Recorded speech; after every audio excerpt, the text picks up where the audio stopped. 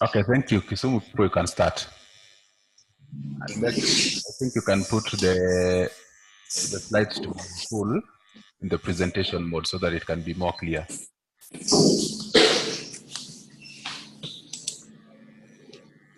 That's better? Yes, thank you. So Dr. Christine is going to present with Dr. Laven.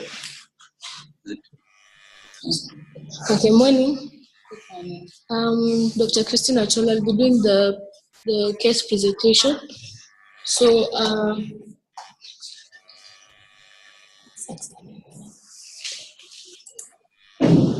the name of the patient was DN, 2 years of age, female, who was admitted on the 8th of December 2017, has been with us in the ward for 168 days now. The chief complaints at admission, patient came as a referral from a private clinic with complaints of a mass on the face for 5 months, hotness of body for 4 days, and vomiting for 4 days. Patient was well until 5 months prior to admission when the mother noticed a small lesion on the right side of the face, which she described looked like a boil. The mass had been progressively growing. It was painless. There wasn't any associated difficulty in breathing, and no episodes of nose bleeding. Patient had been otherwise feeding well on family diet, had not had any biopsy imaging or any medications for the mass at the time of admission. 4 days prior to admission, the child developed hotness of body that was on and off with associated sweating, did not have any episodes of convulsions, had episodes of vomiting that were mostly postprandial, and the contents were food. On examination at admission, the child was sick looking, not in respiratory distress, of good nutritional status. There was mild pallor, no cyanosis, no jaundice, no lymphadenopathy. Was saturating well at 98% with a respiratory rate of 26, temperature of 36.6, and a pulse rate of 88. On examination of the mass, there was a right facial mass, which was approximately 8 centimeters by 6 centimeters, extending from the right nasolabial fold to the right cheek region.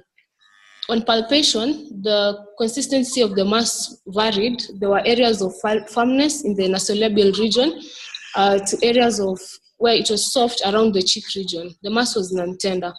The right nasal cavity could, however, not be evaluated at that point. On examination of other systems, the respiratory system, the cardiovascular system, CNS, and the genitourinary system were all normal. Blood slide for malaria parasites was done, which was positive at that point, and the child was managed on artesunate and artemether-lumefantrine. There was planned to do an FNA and a biopsy, full hemogram, UECs, LFTs, CT scan and MRI could, however, not be done due to financial constraints. So this is the initial full hemogram at admission. WBC count was normal at 9.27. Neutrophils also normal at 2.55. There was some slight lymphocytosis of 5.5. Monocytes also slightly increased at 0.83. The HB was 8.3. There was a picture of a microcytic hypochromic anemia with an MCV of 55.8 and MCH of 17.2. Platelets were normal at 260. From the UECs and the LFTs done, the albumin was elevated at 410. The alkaline phosphatase was 181. The LT was 3.2. The AST was 25.5.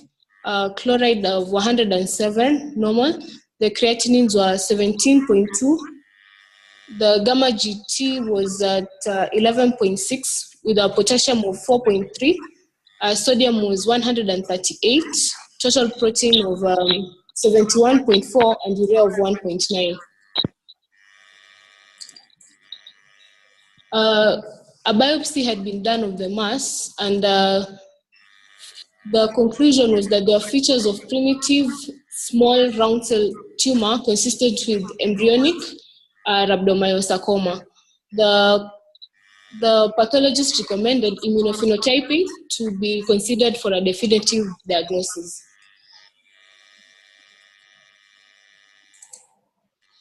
An abdominal ultrasound done showed that the organs were essentially normal. The liver, spleen, and pancreas were normal. Both the kidneys were normal. Gallbladder was also normal. There was no mass or any ascites noted. So we had a diagnosis of rhabdomyosarcoma.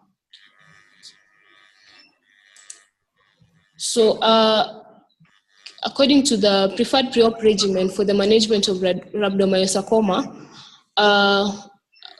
should have been vincristine 2 milligrams per meter square with adriamycin, cyclophosphamide, and actinomycin D. The chemotherapy regimen that the child received was vincristine, adriamycin, and cyclophosphamide. Adriamycin and cyclophosphamide were given on alternative times, and the child received 10 cycles of the above. We did not have actinomycin D in the facility at that point. So these were the dates when the chemotherapy regimens were received. The pre-cycle was given on 5th of January 2018. The child received the first cycle on 12th of January. Second cycle was got on 2nd of February. Third cycle a week later on 9th of February. Fourth cycle on 2nd of March. Fifth cycle on 9th of March. 16th on the sixth cycle on the 16th of March. The seventh cycle on the 23rd of March. The 8th cycle on the 30th of March, and the 9th cycle on the 6th of April. And the 10th cycle was received on the 20th of April. There was a delay between the 9th and the 10th cycle because the child developed febrile neutropenia. So currently, the full hemogram results that were done recently, the child has a WBC count of 5.53, neutrophil decreased at 0.81, and lymphocytes at 3.35, monocytes of 1.29. The HB is at 10.7, still an almost microcytic hypochromic picture with platelets elevated at 567. The UECs done were essentially normal, with chloride of 109, creatinines of 25.6, potassium of 5, sodium of 140, and urea of 1.6. So that's the current picture of the mass. We do not have the picture of before chemotherapy, but currently the mass is about 2 centimeters by 4 centimeters.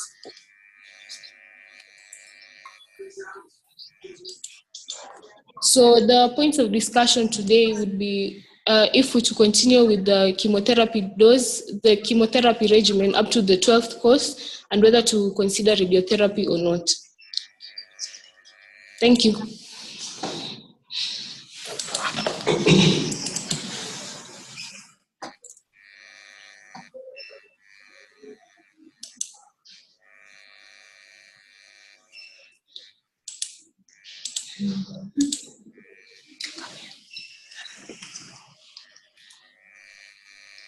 That's the end of the presentation. So you will have some input. Thank you.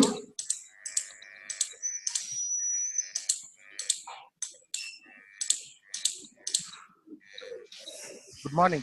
Can you please put the mass in the picture?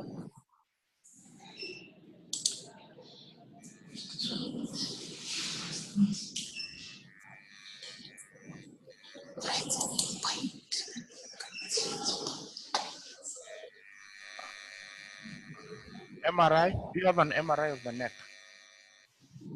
No.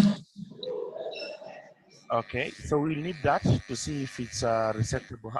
You said she got how many cycles of chemo for the rhabdo? 10 cycles. Wow.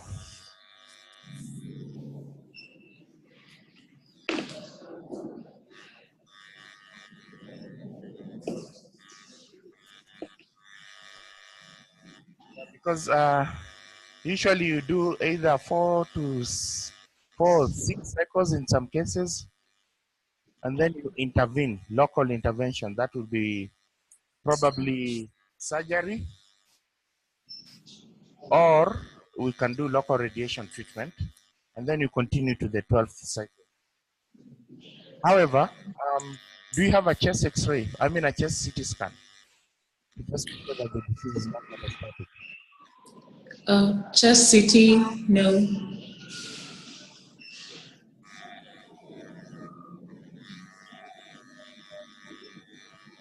Do they have NHIF? No.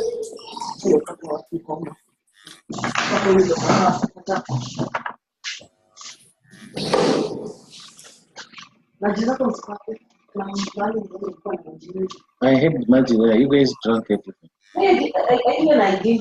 The last time I did, I borrowed you. Okay, so our approach will be, number one, we need to really know what we are treating. So we need to stage that patient adequately. We need a CT scan. These sarcomas actually like going to the lungs. So probably the best thing to do is to get a CT chest, number one, and then decide on what to do. Because if we proceed and do some morbid surgery or give some expensive radiation, and yet the patient has a metastatic disease, we may not really be helping that patient. So probably what we need to do is, number one, is to do a staging CT scan of the chest, which you should have done in the beginning at least. And one of the things which we need to do is to, in fact, it should be part of treatment, is to the financial education of our patients. Because this is a chronic disease, it's going to take long. So we need actually to enable them to have all the means necessary to complete the treatment. So it will not make a lot of sense to start treatment and then you abandon halfway, just because the patient cannot afford. And things like NHIF are available. So, yeah. How can we assist them get a CT chest? We had a team from Ampath who saw the child last week, and I think they decided that from the plan we're going to make after this discussion, they'll chip in and assist. Yeah. Okay, so that would be great to know. So let's get at least a CT chest first, and then get an MRI of the neck to see what tumor is there, and if you can get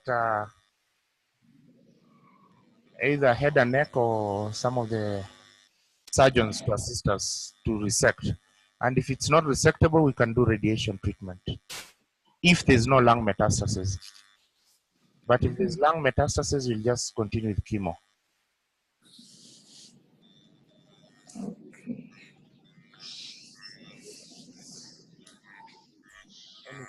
Thank you for that.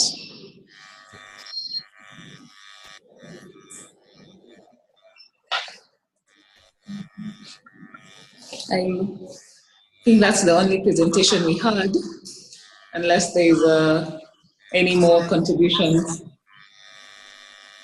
We can move on. I wanted to comment. Hello? Yes. Yeah, the standard treatment for rhabdomyosarcoma, we use vincristine, actinomycin B, and cyclophosphamide.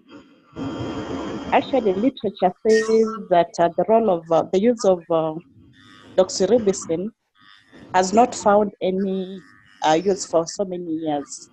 So probably here we just used it because of lack of actinomycin D. But otherwise, the standard role will be for us to use vincristine, actinomycin D, and cyclophosphamide. And even in some cases, when you only have vincristine and actinomycin D, then you are good to go. And then, as Dr. Chite has said, the standard way would be for us to do a few cycles, 3 to 4, or thereabout, do resection if it's resectable. And then after that, do the radiation therapy as we continue with chemotherapy. Yeah, thank you. Thank you, Doc.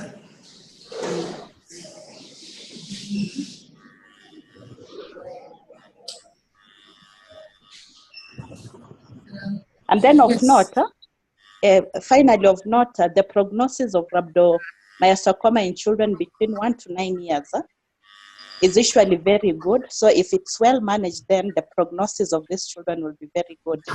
It is usually poor below 1 year and above 9 years. That is just in addition.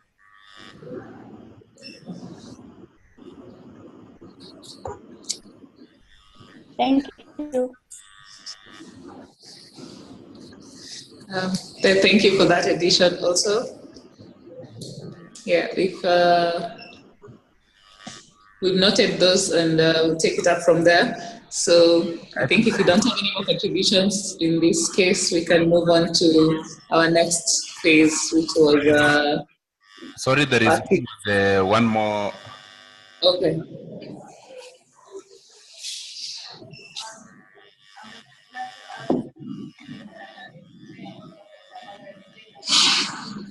Sorry, we can barely hear you.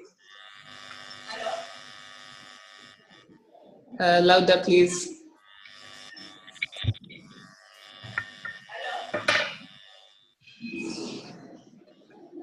Hello.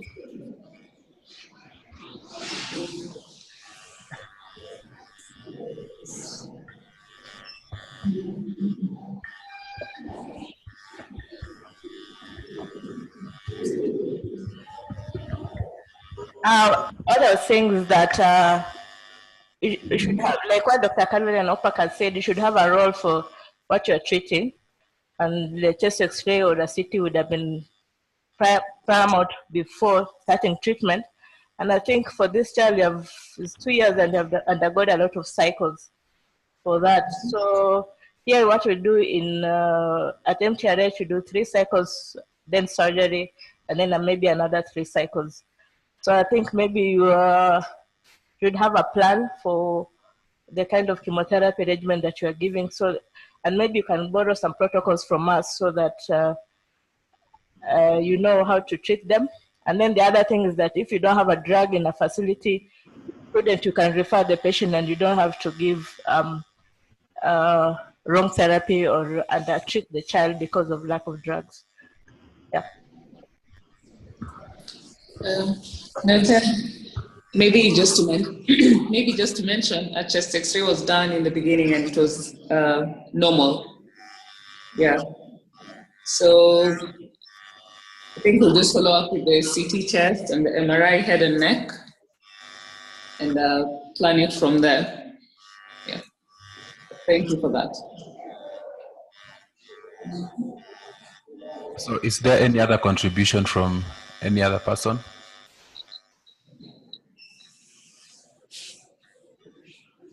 So if none, I think we'll end there the case presentation. And then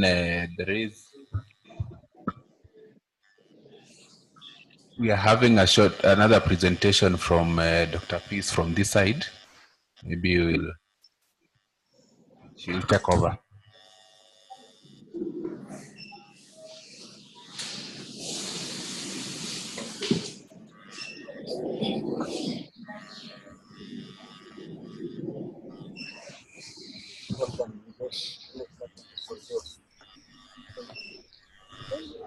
Have you heard of that? Yes, you've gotten you clearly. Yes. Go ahead. She's saying that we were to have we have a presentation, but it is supposed to start at 9. It was scheduled to start at 9. So we are still waiting for some few people because it was communicated that it will start at 9. We had anticipated that the tumor board will end at around 9. So 9 is 20 minutes to come. So maybe you can take a breath, a sip of some tea, then we can come back for that presentation. It's okay. Wait.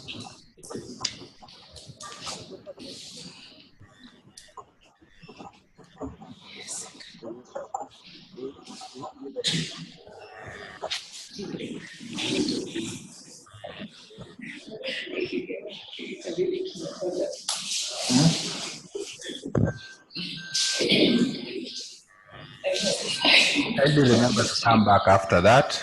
There is a presentation that was posted by Dr. Peace, so you can go through anytime.